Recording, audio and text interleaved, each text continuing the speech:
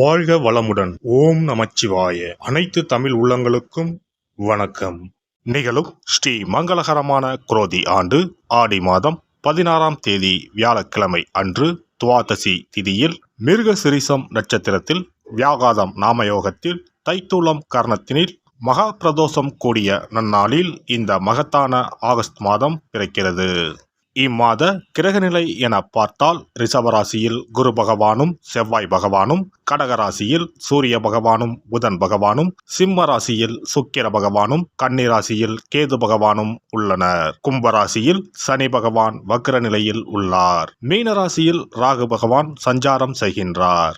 இம்மாத கிரக பெயர்ச்சி என எடுத்துக்கொண்டால் ஆகஸ்ட் மாதம் 1ஆம் தேதியே சுக்கிர பகவானின் பெயர்ச்சி சிம்மத்தில் நடைபெறுகிறது. ஆகஸ்ட் 17ஆம் தேதி சூரிய பகவான் சிம்ம ராசிக்கு பெயர்ச்சியாகின்றார். ஆகஸ்ட் மாதம் 26ஆம் தேதி செவ்வாய் பகவான் மிதுன ராசிக்கு பெயர்ச்சியாகின்றார். ஆகஸ்ட் மாதம் 26ஆம் தேதி சுக்கிர பகவான் கன்னி ராசிக்கு பெயர்ச்சியாகின்றார். இம்மாதம் 31ஆம் தேதி புதன் பகவான் சிம்மத்திற்கு பெயர்ச்சியாகின்றார்.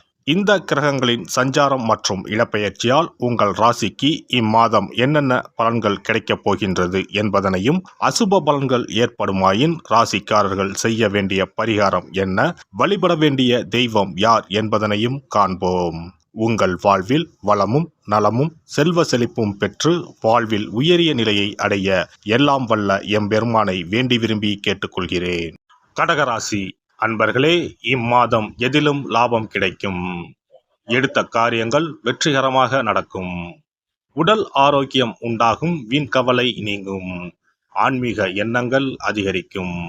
சகோதரர்களால் நன்மை உண்டாகும். துணிச்சலாக எதிலும் ஈடுபடுவீர்கள். புதிய வீடுமனை வாகனம் வாங்கும் யோகம் உண்டு. நண்பர்கள் உறவினர்கள் மூலம் நன்மைகள் ஏற்படும். இதுவரை வீடு வாகனங்கள் வாங்குவதற்கு இருந்து வந்த தடைகள் அகலும்.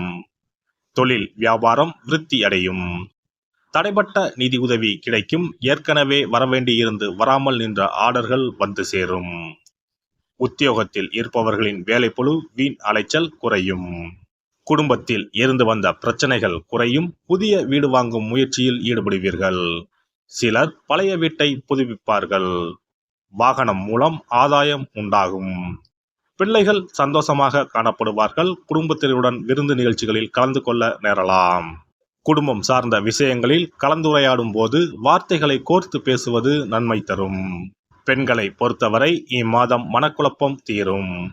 தைரியமாக எந்த காரியத்தையும் செய்து முடிப்பீர்கள். தேவையான உதவிகள் கிடைக்கும்.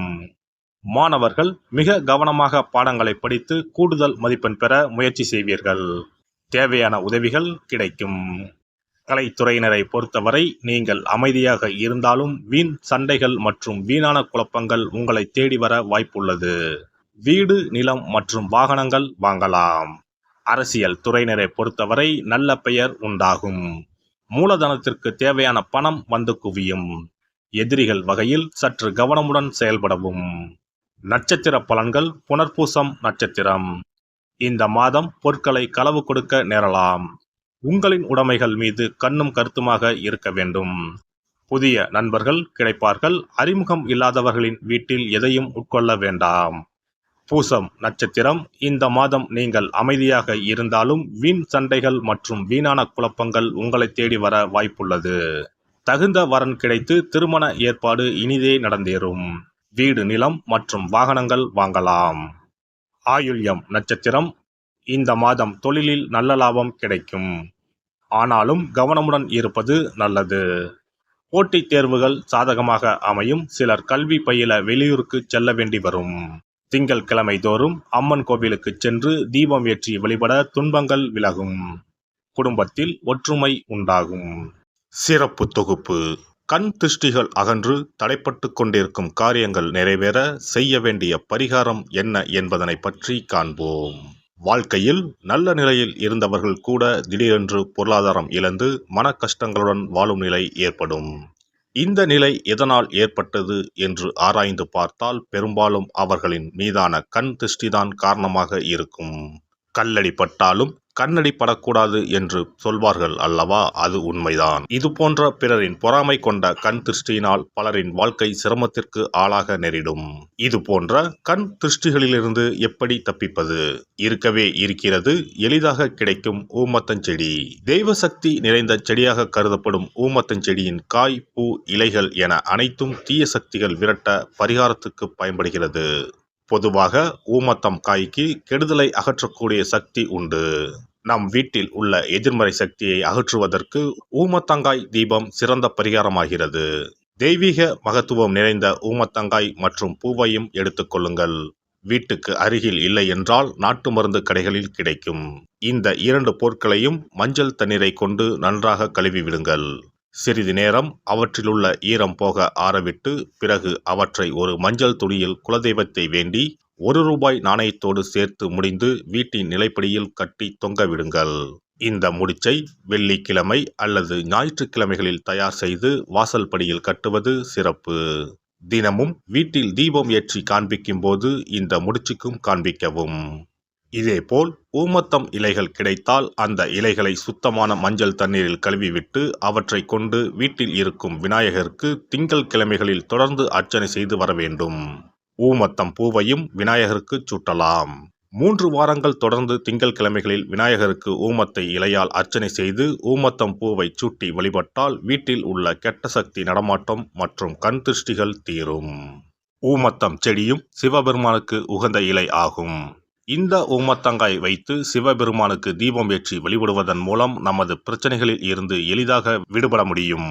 முதலில் 2 ஊமத்தங்காய்களை எடுத்துக்கொள்ள வேண்டும்.